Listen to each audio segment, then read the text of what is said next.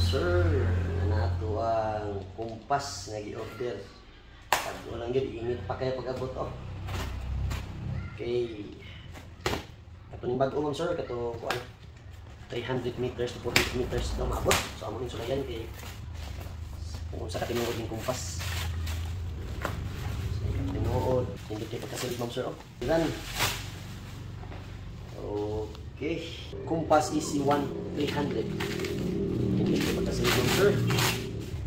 Okay ma'am sir, nangyayod. Okay, kanindot.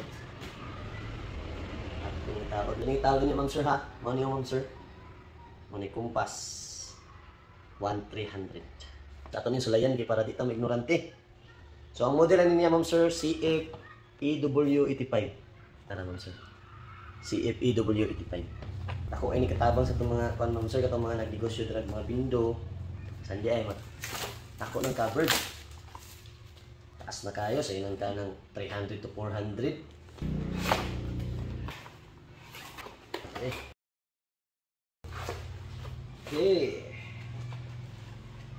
Model CFEW85. 300 to 400 meter coverage.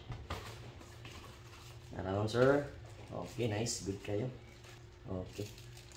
Ang power. Tara, pakapin. Ano niya itong mga pakapin mo sir. Huwag na ra. 2.4 o 5G. Siya mo sir. 5G. 2.4. 2.4. So, dual band. Di ka mabalakang mga kunan ni kusog yung kanya signal dito. Kapin. Tara. Tara, kumpas. Tara, para gare.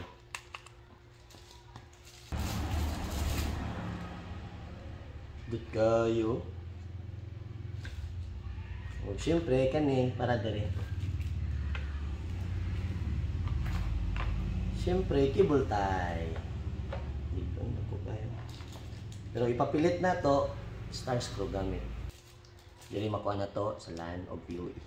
Okay, mga rato ma'am sir, daghang salamat. Sulayan pa namo ni karong aon niya amo ni config dito sa ako ang window.